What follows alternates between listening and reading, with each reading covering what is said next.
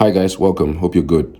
So I just came across this particular report that I did last year when I traveled to South Africa about the perceptions that South Africans have over Nigerians. I mean, this report was even done at the thick of the time when we were having these Chidinma's issues, and then the South Africans, renting boats across the Niger, and then Nigerians retaliating, and it was a chaotic situation. So, in fact, at that point, we were even thinking that MTN was going to cancel the trip to South Africa because we were Nigerians going to South Africa, and this tension was really high at the time.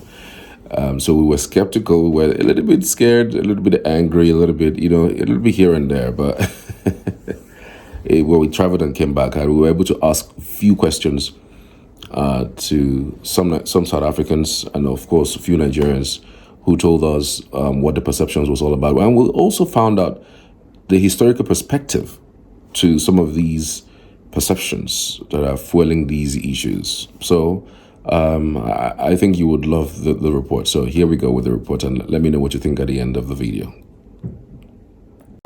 South Africa, the gold land, the motherland, the country that everyone wants to be at. Fantastic place. The landscape, it's unbelievable. That's why most Africans love to visit South Africa, including Nigerians. But did you know that young South Africans have this particular perception about Nigerians living in South Africa?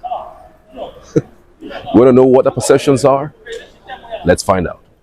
When we listen to this podcast about girls who share their experiences with Nigerian men, it's very scary, and I have been very wary of Nigerian men. I'm scared of Nigerian men. I don't know why. Because you would hear stories such as like, no, they come here, they sleep with you to get your luck, they feed on your luck, you never be anything in life. They have snakes apparently. So, and I'm someone who's scared of snakes, so I can't risk that. So I think my perspective on Nigerian guys is mostly based on what people had to say. I've never had a one-on-one encounter with a Nigerian person, either a girl or a boy. So I would say that people that you see on the street and the people that you come to live together with and learn from are two different people. Like there is to life, the good and bad. And we just happen to have the bad apples from Nigeria tainting the good image that the people of Nigeria have established for themselves. There are people that South Africans blame for everything that's going wrong. There's unemployment, they will say Nigerians are taking jobs. There's drugs, they will say Nigerians are selling drugs. There's crime, they will blame it on Nigerians. When something is done by a Nigerian, it's reported widely, because even a South African can be caught abroad selling drugs. Our media won't report it like that. I think they are the most talkative people. They talk a lot, to be honest. You will try to get one idea across your mind, then the next thing they talk about something else. So I feel like they are so talkative and they are so smart. One thing about our Nigerian brothers is that they are very smart and also business-minded people as well. The crime that are committed by Nigerian people in our country, they're always through South African people, because these people, they know the streets of our country. So it's unfortunate that I have to go against everyone and say we have to deal with our people first, because every crime through that is done by Nigeria, done by people from African countries and like outside our continent as well, they are true South African people. What an interesting perspective from the young South Africans giving their opinions about Nigerians living in their country. But a section of the professionals have something a little different. They put some context to it. And there are things that fuel, what I call unfair xenophobia and hatred, where people think that the whole crime in South Africa is only committed by Zimbabweans. Drugs are only peddled by Nigerians, and cash heists are done by Mozambicans. There are South Africans who are also part of those criminal networks. But these are things that contribute to, the straining of relationships. These are things that continue to say there'll always be this tense relationship between the two countries. But I think what the two governments need to really look at and urgently address is from the societal point of view, not the diplomatic one, but the intercultural and intersocietal of how the two nations can relate with one another. They are two of Africa's biggest superpowers, but let's not lie to each other. There are underlying issues, and those need to be spoken about, and that can only be led from a civil society level. I find them very admirable, hardworking, very dedicated, disciplined people, which are sentiments that I also echo, perceptions I also echo. But I think when it comes to the ground and local communities, there's perceptions about them being involved in selling drugs and all those social ills that are associated with society. So I think it depends on where you find a particular Nigerian, in which community in South Africa you find them and what you find them doing for a living. One of the things that fuels negative perceptions around them is that social media tends to focus on one angle of Nigerians. Yes, we know in all contexts, there's good people, there's bad people that are involved in different things. But you'd find that because social media is all about promoting things that create conversations and are popular, you find that most of the time the negative side of Nigerians are the ones, the viewpoints that are present in the media that get people talking and that people talk. You know, most South Africans, don't have any negative feelings against Nigerians. Obviously, there is a tug of war between these superpowers because Nigeria and South Africa are two big countries in Africa, and obviously because of that, you tend to see that there's a lot of friction that often happens, sometimes political, geopolitical positioning, but it doesn't mean that the ordinary South African has got any negative feelings. Yes, cases can be raised around maybe the issue of Chidima, where people were talking about so many other things online, but generally the ordinary person is of the understanding that we are all Africans, we deserve to live in the same continent. Members of the MTN Media Innovation Program while in South Africa expressed concerns about the strained relationship between the two nations. We're here at the South African Institute for International Affairs. So the narration in Nigeria is that South Africans hate Nigerians, and the narration in South Africa is that Nigerians are mostly criminals fighting for their already scarce resources, but this is not entirely true. The lectures we got today was not inspiring. It was depressing for me because Africa has a myriad of challenges and problems. Fighting each other shouldn't be one of those problems. The xenophobic attacks on Nigerians. And from our conversation, I found out that it could be that there are some people benefiting from this, right? And it doesn't really speak well because it's sort of selfish. But what I saw today is that South Africans are sort of giving up hope that nothing can be done. Nigerian who has lived most of his life in South Africa, he tells me the hate doesn't really exist, it's just a perception. And the xenophobic tensions in South Africa and between South Africa and Nigeria are really just boiling down to perceptions.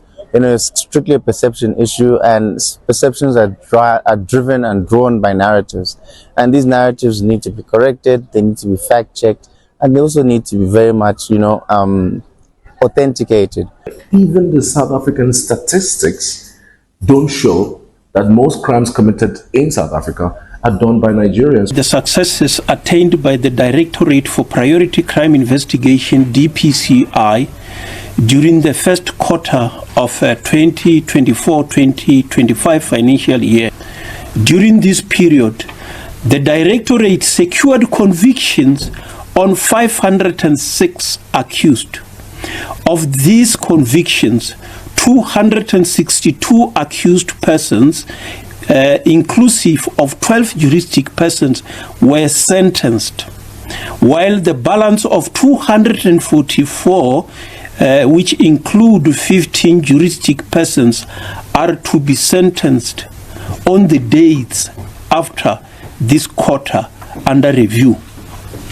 One of the 262 sentenced natural persons, 173 are South Africans, while 77 are foreign nationals.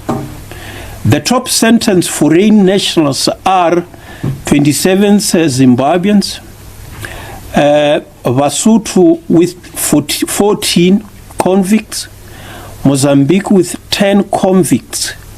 The rest are divided among the other countries. Most of these convictions and sentences were secured in the Northwest Province with 51. During a discussion with Stephen Grust of the South African Institute of International Affairs, he tried to trace the history of the two countries' diplomatic role as far back as 1995. So I know I'm not doing this in a historical order, but if you think back to 1995, when Sani Abacha was the president of Nigeria, and there was the big case of the Ogoni activists, including Ken Saro-Wiwa. Mandela believed that he had been given assurances that they would not be executed. He went to the Commonwealth Summit in Auckland in New Zealand, and while he was there, Abacha put Saro-Wiwa and 8 others to death. And Mandela was devastated, very angry, and moved in 1995 for Nigeria's suspension from the Commonwealth. That didn't go down well. And in fact, he had to backtrack, and South Africa learned a lesson that they should not be too far out of step with what Africa is doing, and it's not good to embarrass another African country in public. And I think that's had an effect. Maybe good because it's increased intra-African solidarity and Pan-Africanism, but I think it's also made South Africa very wary of criticizing other countries. He also mentioned that it has taken South Africa a long time to even acknowledge the problem. It's taken a long time for the South African government to recognize and accept that xenophobia is a problem. I mean, I work on the African peer review mechanism, and it was the 15th anniversary of the establishment of the mechanism, and President Thabo Mbeki was at the event, and I asked a very pertinent question. I said, when the peer review mechanism examined South Africa in 2007, it identified latent xenophobia and said this is a phenomenon that must be nipped in the bud and must be taken seriously. Mr. President, do you wish that if you went back all those years, you would have taken it a little bit more seriously? And he said, I'm not going to answer your question. And then he proceeded to answer my question for an hour. But he said, you know, a lot of it is just criminals taking advantage of this, and it's not really a problem. And the Zambian ambassador stood up and said, Mr. President, with respect, and you know when somebody says, with respect, what's coming next? He said, you know, my nationals are really suffering here. There have been people killed. There have been businesses destroyed. There have been homes destroyed. So I think it's taken a long time for the government to actually acknowledge it's a problem. Former President Thabo Mbeki of South Africa thinks the conversation on Pan-Africanism has completely lost steam. And so when you raise this matter about the movement of Africans among themselves, you are talking to people who no longer have that very strong sense of a Pan-African common belonging. It's a problem.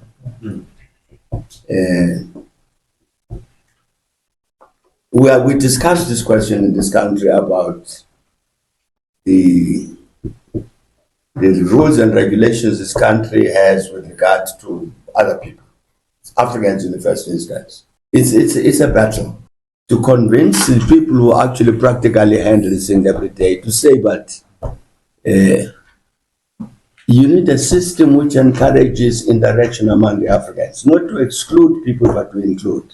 So it's related, I'm saying, to the politically what has happened on the continent is a regression from the kind of Pan-Africanist commitment that you have with other earlier leaders. You know, the part of the problem that I see is a decline in commitment to a Pan-Africanist view. That sense of a strong Pan-Africanism among our political leadership is kind of receded.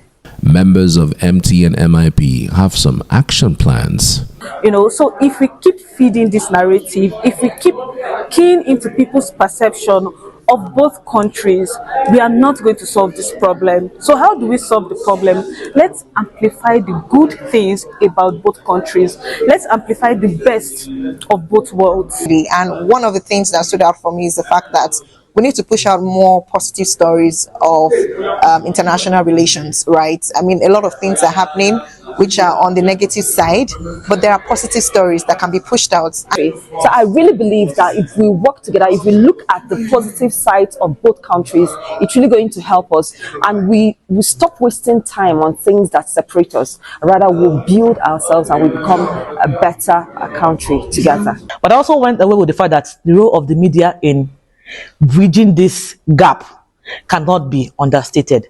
So for us as the media in Nigeria, I have been challenged to make sure I partner other African journalists to tell the right narratives about Africa for Africa to the globe. The chairman of MTN Group, Sebisi Jonas, echoed how the world has so much changed over time, reiterating what exactly people are more concerned about right now. So people are increasingly looking at politicians differently now. The world is moving in a more pragmatic space where it is about how the economy gets strong, how do we ensure inclusivity, how do we ensure the youth have jobs, and how do we ensure that there's greater trade, etc. So it's becoming more focused on practical stuff as opposed to ideological stuff. I mean, and any politician that comes back to you and say, I'm ideological, you must know they are lying. Now we know where that skewed narrative comes from. Social media, an isolated case blown out of proportion, and a particular section of the society, that's the political class, trying to use closed borders as a means to push narratives that are so wrong. Well, so when next you hear these narratives, show them this video at least, and maybe put it in context. There's unity in diversity, as a matter of fact, and it's about time to rebuild Africa, not to destroy. Thanks for watching.